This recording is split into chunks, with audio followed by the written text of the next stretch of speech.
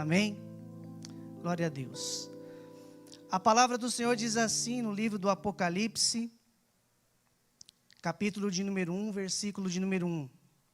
Estou lendo na nova versão internacional, talvez a sua versão seja um pouco diferente da que eu estou utilizando hoje.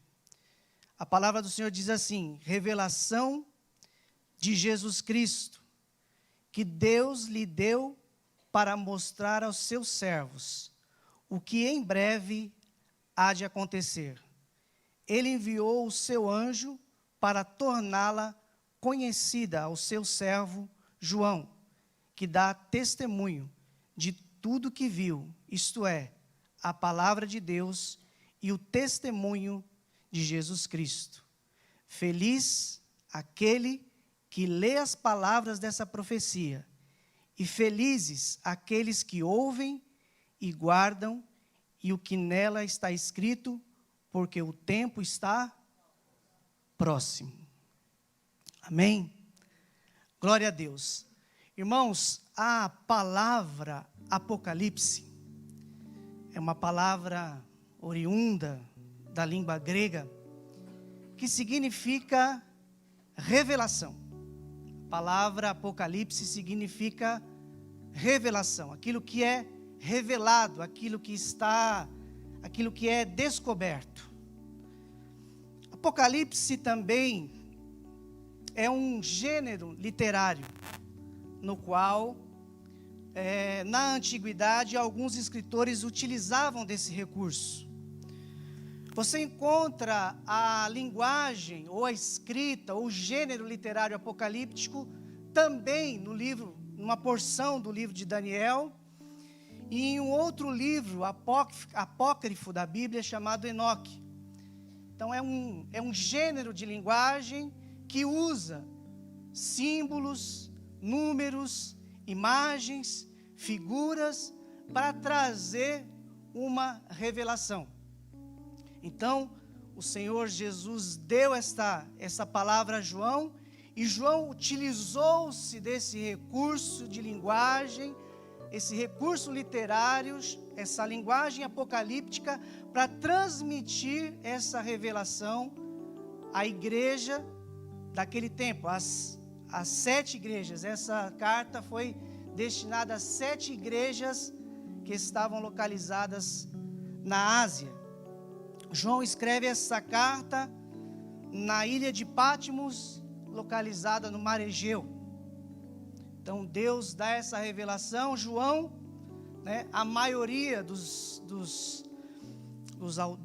estudiosos, a maioria das pessoas que estudam a Bíblia, elas dão a autoria ao apóstolo João. Existem alguns que dizem que esse João não é o apóstolo João, mas a maioria dos estudiosos, que tem muita seriedade, atribuem essa carta a João, e eu creio que essa carta foi escrita pelo apóstolo João. João é o último dos discípulos vivo. Nesse período da história, todos os apóstolos de Jesus já haviam morrido. Todos já haviam morrido pela via do martírio. Todos eles foram mortos através de perseguição religiosa, por pregarem o evangelho. Então João é o último dos apóstolos que está vivo. Ele está preso numa prisão chamada Patmos.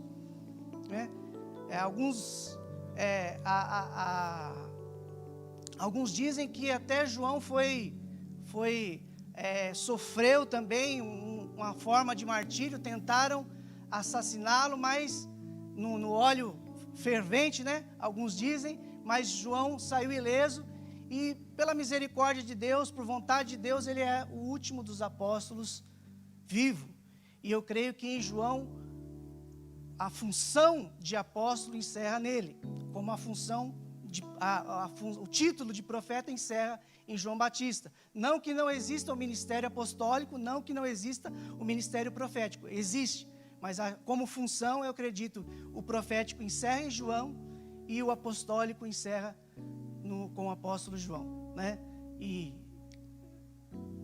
os irmãos que têm outro tipo de pensamento também não fiquem tristes comigo. é só um pensamento meu, que eu compartilho com vocês. Então, João encerra o ministério dos apóstolos de Cristo. Ele é o último dos apóstolos de Cristo vivo, e ele escreve essa carta às igrejas. Eu gosto sempre, irmãos, de contextualizar a palavra, né? Eu gosto de trazer essa palavra para o tempo em que ela foi escrita. Qual era o cenário? Qual era o pano de fundo? Qual era o contexto histórico daquele tempo em que João escreveu o livro do Apocalipse? Nós estávamos ali no final do 1º século. Irmãos, alguém traz uma água para mim? Que essa aqui acho que já estava aberta. Nós estávamos no final do 1º século, entre os anos 81 e 96 depois de Cristo, né? Estávamos, obrigado, querido, Deus abençoe, viu? Nós estávamos, aquela região estava sobre o governo do imperador chamado Domiciano, ele vem depois de Vespasiano, depois Tito, né? Tito é aquele general que invadiu Jerusalém, destruiu o templo, queimou o templo, e depois da morte de Vespasiano, ele se tornou imperador, ficou 2 anos, teve lá uma febre, morreu, e o seu irmão, ele entrou como imperador no seu lugar. Irmãos, para vocês terem uma ideia, esse imperador, ele vem na mesma filosofia de Nero e na mesma filosofia de Calígula, que foram 2 imperadores de Roma muito cruéis, e foram pessoas que perseguiram a igreja de uma forma muito violenta. Alguns dizem que esse imperador ele foi pior do que Nero e pior do que Calígula na sua perseguição à igreja. Então, para vocês terem uma ideia, quando João escreve esse livro, a igreja estava passando por forte perseguição religiosa. Eles estavam sofrendo perseguição, correndo o risco de vida de morrer por causa do Evangelho de Jesus Cristo. É um cenário, irmãos, político e muito desfavorável à igreja. Muito desfavorável à igreja. A perseguição, é claro, ela não foi somente aos cristãos. Ela também foi direcionada aos judeus, porque este imperador tinha aquela mania de grandeza, como muitos imperadores e tiranos têm nos dias de hoje. Então ele queria construir obras faraônicas, então ele aumentou o imposto, e por aumentar o imposto, muitas revoltas aconteceram. E uma das revoltas aconteceu entre os judeus. E para reprimir as revoltas, ele perseguiu os judeus, e como ele não sabia diferenciar a fé judaica e a fé cristã, ele também perseguiu os cristãos por conta da religião. Então esse é o cenário que João escreve o livro do Apocalipse, para que a gente possa se situar no tempo e na história, o que a igreja estava atravessando naquele período. Quando você avança no texto, você vai ver a forma que João escreve as igrejas. E aí, você recebeu um pouco do cenário político da época, e agora nós vamos entender um pouco do cenário espiritual e religioso daquela época. Como a igreja estava naquela época de João. Então você vê de 7 igrejas, só uma recebeu aprovação. Nós tínhamos problemas na igreja de toda ordem. É só você ler as cartas que foram redigidas às igrejas. Nós tínhamos um problema dos nicolaítas. Tinha um certo homem chamado Nicolau, que ele pregava à igreja que o corpo era dissociado do espírito. Então, assim, tudo que você fizesse no corpo não era pecado, porque não afetava o seu espírito. Então as pessoas faziam o que queriam com o seu corpo, porque esse Nicolau falava que não afetava a sua parte espiritual, e nós sabemos que isso não é verdade. mas muitos estavam caindo no engano de Nicolau. Então esses eram os nicolaítas. Por isso que a Bíblia recrimina aquela igreja por estar caindo na doutrina dos nicolaítas. Haviam seitas judaizantes, pessoas que diziam que para você ser cristão, primeiro você tinha que passar pela fé judaica, pela circuncisão, pelos ritos, pela dieta judaica, para depois se tornar um cristão. Nós sabemos também que isso não é verdade. Nós tínhamos em uma cidade uma mulher chamada Jezabel.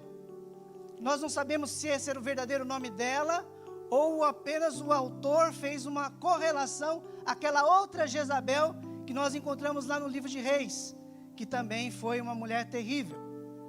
Esta mulher também ensinava os crentes e corrompia a fé dos crentes na questão da imoralidade sexual.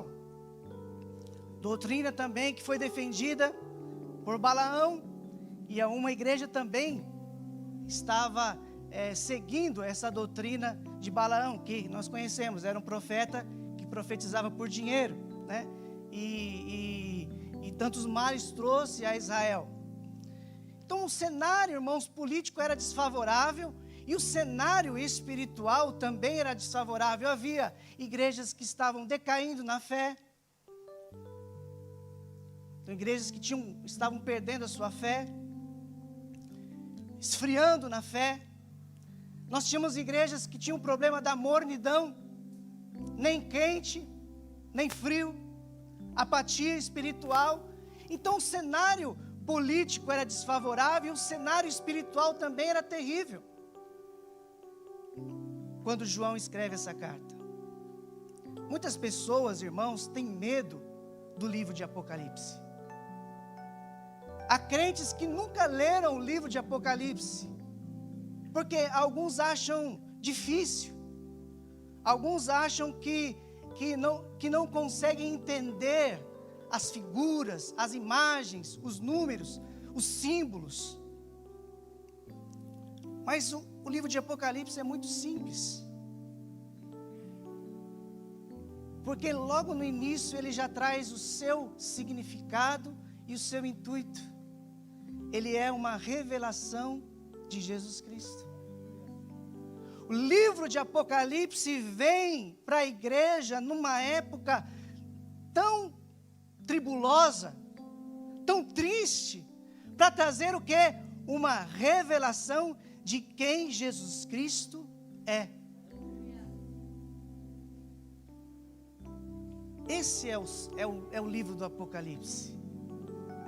Nós deveríamos abraçar o livro de Apocalipse, não com medo das coisas que estão por vir, mas entender o livro de Apocalipse como uma carta de amor de Deus, que revela Jesus Cristo para uma igreja e para um mundo perdido. É isso que o livro de Apocalipse vem trazer, uma revelação de quem Jesus Cristo é. Irmãos, agora, caminhando para o final dessa palavra, vamos imaginar o cenário dos dias de hoje. E vamos trazer a aplicação do livro do Apocalipse para o cenário que nós estamos vendo e enxergando nos dias de hoje. Ele é favorável ou é desfavorável à igreja? Desfavorável.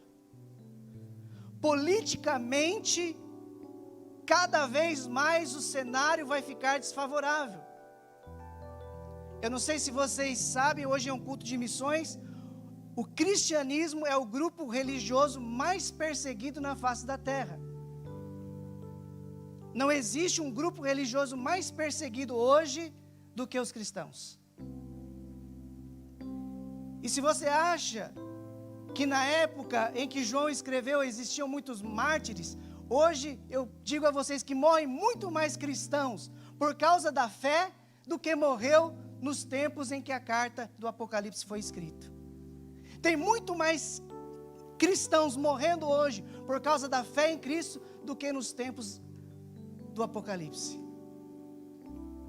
E eu digo para vocês, vai ficar ainda pior. Não é para você se assustar, mas em breve espaço de tempo, vai ser cada vez mais difícil professar a sua fé em Jesus Cristo.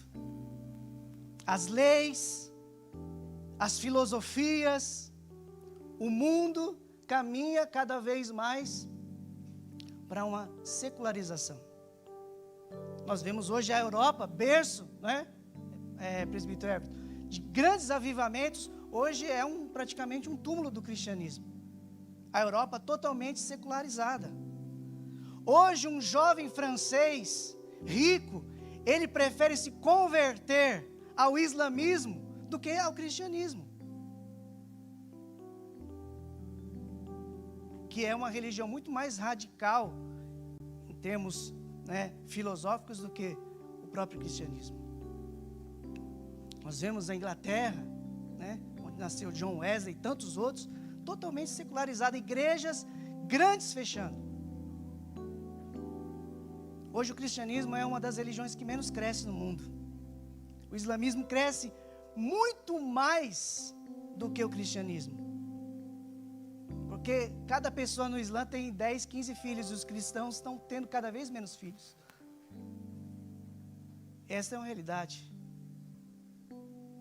Então, cada vez o cenário político do mundo, não há tempo para nós abrirmos e falarmos sobre tudo que está acontecendo nos bastidores da política, que vão afetar a vida da igreja nos tempos que vêm pela frente, mas cada vez vai ficar mais difícil. Já está e vai ficar mais. No aspecto espiritual, olhemos para a igreja dos nossos dias de hoje. Há também um esfriamento. Há também uma secularização da nossa fé. Antigamente você tinha lá o IBGE, ia lá na sua casa e falava, você é de que religião? Eu sou da religião A, da religião B. Algum dizia, eu sou da religião C, mas não sou praticante. Mas todo crente antigamente era crente praticante. Não existia um crente que não fosse praticante. Hoje nós temos mais um quesito lá no IBGE, de pessoas que se dizem protestantes, mas não são praticantes. Então, irmãos, eu não digo que não há núcleos de avivamento no mundo, eu não digo que há igrejas que estão caminhando numa batida diferente, mas se nós olharmos para o grosso, para o geral, o que nós vemos o quê? É um esfriamento da fé. Hoje nós temos o quê? As igrejas pregando uma filosofia que muito mais está ligada a uma psicologia motivacional do que uma revelação e uma pregação de Jesus Cristo. 12 passos para a prosperidade, 10 passos para a bênção financeira, como ser rico, Jesus o maior mestre, Jesus o maior psicólogo, livros que vendem milhões. Mas Jesus não é um psicólogo, Ele não é um mestre, Ele não é um curandeiro, Ele não é um fazedor de milagres. Jesus Cristo é o Filho de Deus. E nós temos que caminhar debaixo dessa revelação, irmãos. Porque essa revelação foi dada pelo Espírito a Pedro. Lá em Mateus,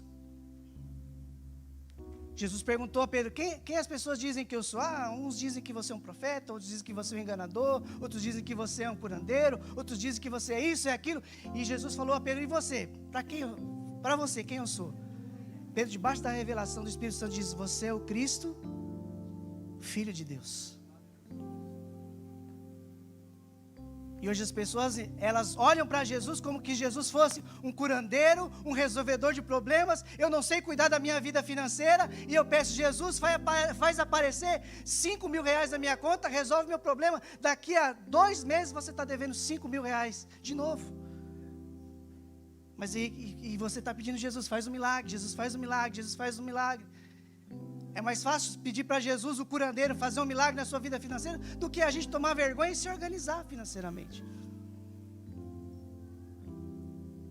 Jesus, que faz a pessoa ser empresário, que faz isso, que faz aquilo. Irmãos, nós precisamos ter a revelação de quem Jesus Cristo é, na verdade. Ele é o Filho de Deus, Ele é o alfa e o ômega, Ele é o princípio, Ele é o fim de todas as coisas, Ele é o cordeiro, Ele é o leão, Ele é o pão vivo que desceu do céu, irmãos. É isso que João revela à igreja. É isso que João vem revelar ao mundo. Para nós encerrarmos aqui. Desculpa, irmão, se você pensava que eu ia vir hoje aqui, plantar bananeira, rodopiar, fazer alguma coisa desse tipo. Me perdoa se eu decepcionei você nessa noite. Mas nós precisamos, esses dias de hoje, ter um direcionamento correto. Porque os dias que estão à frente de nós são dias difíceis. E eu não posso dourar a pílula e dizer para você, vai dar tudo certo, vai ter tudo bem. A igreja continua sendo perseguida ao redor dos tempos. Muitas pessoas morreram no Coliseu Romano, inaugurado por Domiciano. Irmãos, nós precisamos ter essa revelação de Jesus Cristo. E o apóstolo João, no livro do Apocalipse, ele nos traz o cenário mais importante nos dias de hoje. Sabe qual é? Ele olhou para o céu e ele viu Deus no trono. Eu quero dizer, irmãos, a você que o cenário é difícil, os dias são maus, tudo coopera para que a igreja não avance. Mas eu quero te dizer que o Deus do apóstolo João continua sendo Deus e Ele continua assentado no trono. Porque muitas pessoas pensam, olha o que está acontecendo. Apareceu o coronavírus, chegou um anjo no céu, olha Deus, apareceu o coronavírus, meu Deus, coronavírus, o que nós vamos fazer? Não, Deus continua no trono, na direção da história, no controle de tudo. Amém, irmãos? E João viu outra coisa, ele viu Jesus Cristo com um livro na mão. E só Ele é digno de desatar os selos e abrir o livro. A história está nas mãos de Cristo. Ele é o alfa, Ele é o ômega, Ele é o início, Ele é o fim de todas as coisas. O livro está nas mãos do Cordeiro. Ele é o dono da história, irmãos. Os estudiosos, os sociólogos, eles dizem que a história caminha em ciclos. Mas a história não caminha em ciclos. A história, ela teve um início e ela terá um fim. Ela teve um início e terá uma consumação. E a história está nas mãos de Jesus Cristo. A nossa história está nas mãos de Jesus Cristo. A tua história está nas mãos de Jesus Cristo. A história da igreja está nas mãos de Jesus Cristo. O cenário, irmãos, pode ser o mais catastrófico possível. Mas eu digo, a igreja a quem João escreveu enfrentou todas aquelas dificuldades e continuou avançando. Porque Deus está no trono e o livro está nas mãos de Cristo. E a igreja vem avançando, irmãos, até os dias de hoje, porque Deus continua no trono e Jesus Cristo continua com o livro da vida nas mãos. É Ele quem escreve a minha história, é Ele quem escreve a sua história, é Ele quem vai dar o fim da nossa história. E a nossa história não vai se encerrar, não vai terminar antes que Cristo conclua o plano que Ele tem para a minha e para a sua vida. Então, irmãos, fica tranquilo. Não se desespera ao ver tudo que acontece ao seu redor. Parece que está tudo confuso, não é verdade? Parece que está tudo perdido, não é verdade? Parece que tudo fugiu do nosso controle. Parece. Para nós que somos pecadores e frágeis.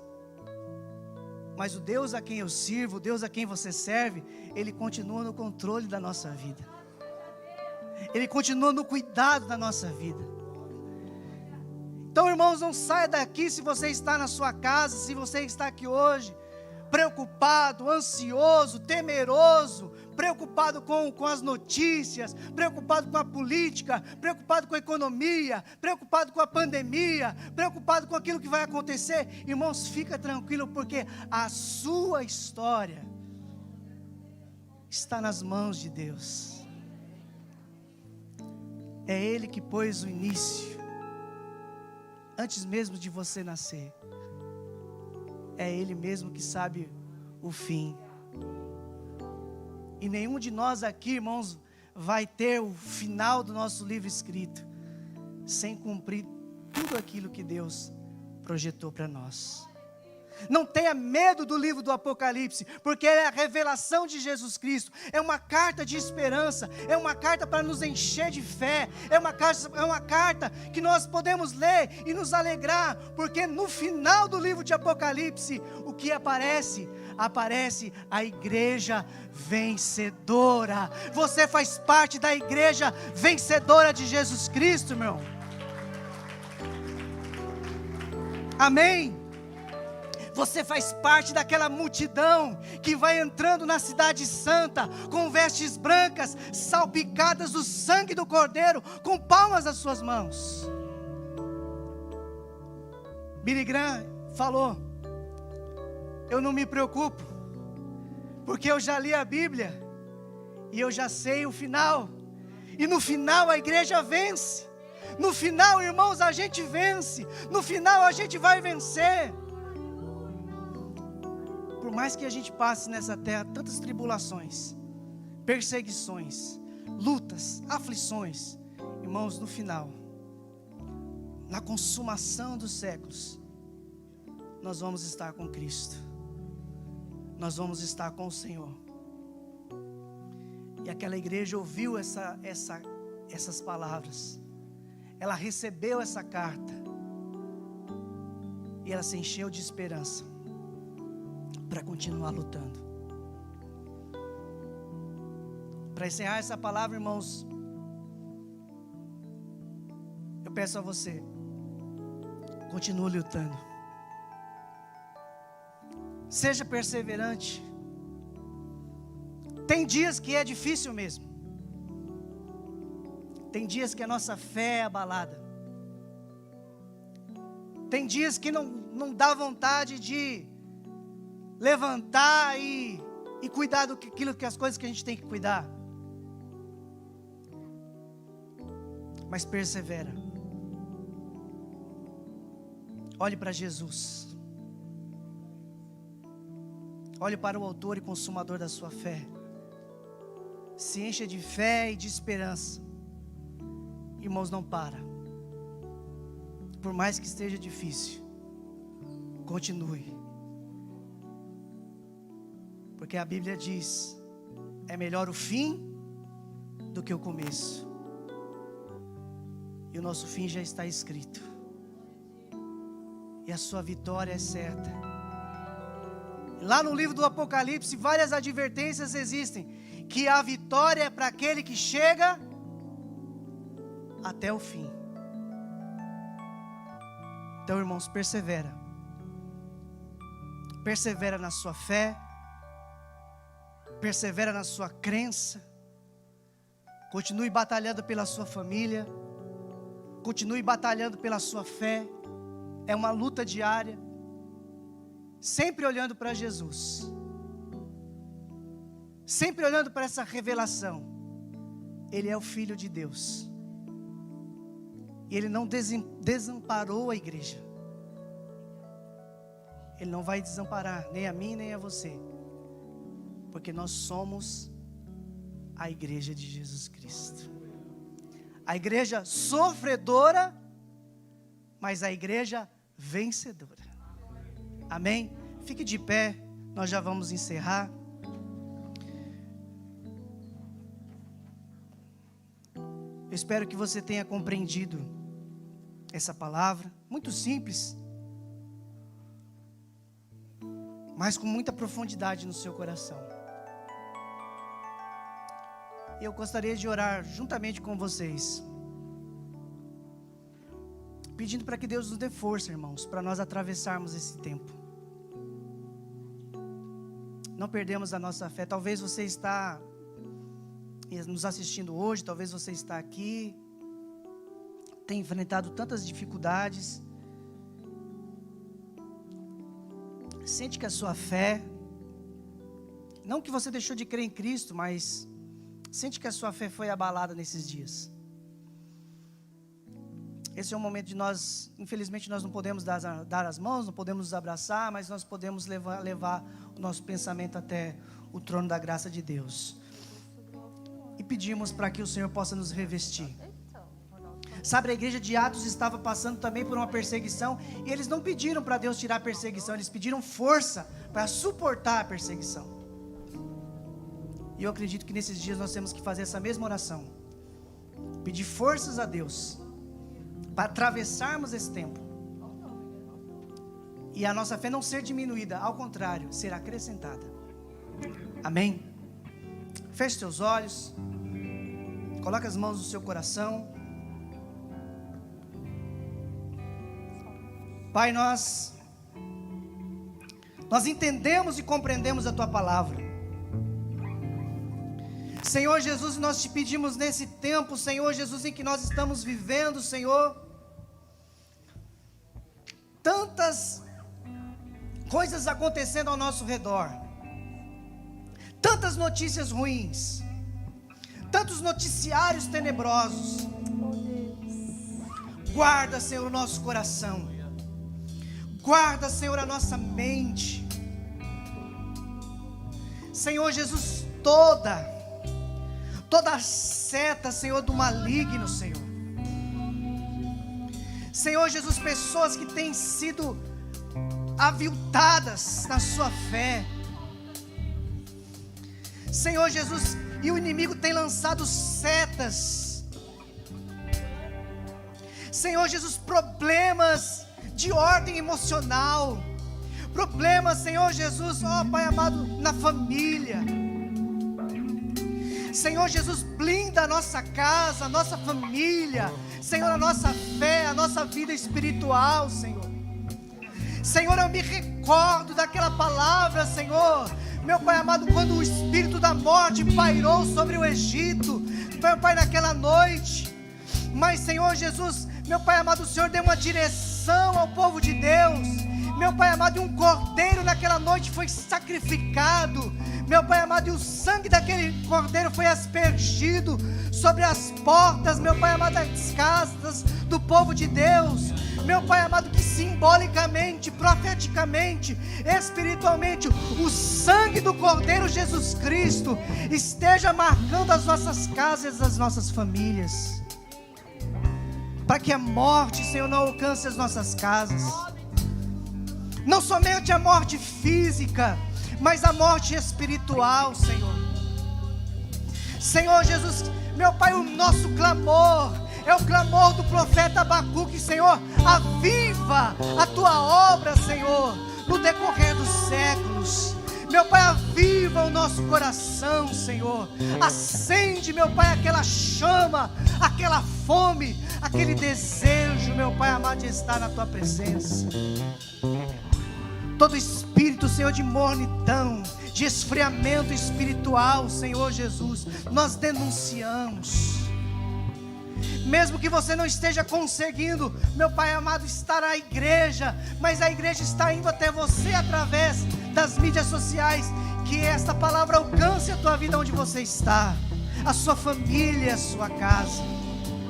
Senhor Jesus, dá força para continuarmos lutando, Senhor, as nossas batalhas, Senhor Jesus, sem olhar para trás, sem desistir do chamado, sem desistir, meu Pai amado, daquilo que o Senhor nos colocou, sabendo que Tu és o autor e consumador da nossa fé.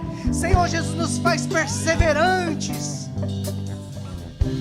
nos faz, Senhor Jesus, caminhar debaixo da Tua palavra e debaixo da Tua revelação. Jesus Cristo, Tu és Senhor. Deus, Tu continua no trono, no comando de todas as coisas, no comando das nossas vidas. Todo temor, todo medo, Senhor, toda tristeza, Senhor, sem uma causa, sejam lançados, meu Pai, no abismo, em nome do Senhor Jesus. Senhor Jesus, traz um espírito de alegria, de regozijo na Tua presença, de desejo de estar na Tua casa, de desejo de cantar louvores, de ler a Tua palavra, de ter a fé avivada. Não queremos, meu Pai, ser como aquelas igrejas que foram reprovadas, mas queremos ser como aquela igreja, Senhor, de Filadélfia, que recebeu o selo de aprovação do Senhor. Nós queremos ser obreiros, meu Pai, provados e aprovados, Senhor Jesus, provados pelo fogo, Senhor Jesus, mas que possam receber o selo da aprovação de Deus. Senhor, não deixe a nossa fé esmorecer, Senhor, pelas lutas e pelas batalhas, pelas enfermidades e pelas lutas familiares, Senhor Jesus, mas faça-nos reconhecer, meu Pai amado, que Tu estás com o livro da vida nas mãos, e é o Senhor que está escrevendo a nossa história, e é uma história linda, Senhor, que o Senhor está escrevendo em nós e através de nós. Abençoa, Senhor, a minha vida, abençoa a vida de cada crente, de cada irmão, de cada irmã, e que nós possamos sair daqui hoje, Senhor, fortalecidos. Enxuga, Senhor, dos nossos olhos toda lágrima, e nos levanta, Senhor, na força do Teu poder, para vivermos as Tuas promessas. E nós vamos seguir firmes, Senhor, sem olhar para trás, nos desembaraçando de todo peso, de tudo aquilo que nos amarra, de tudo aquilo que nos prende, Senhor, a essa terra, a este mundo, Senhor Jesus, mas seguindo a passos firmes, meu Pai amado, para até aquele grande dia, Senhor, aquele grande dia em que nós ouviremos as trombetas celestiais tocarem nos céus, e Jesus Cristo vindo com seu exército celestial, e a igreja gloriosa, e nós nos encontraremos com Ele nos ares, para reinarmos por toda a eternidade. Até aquele dia, Senhor, preserva a nossa fé, Senhor Jesus, para que nós venhamos nos achar dignos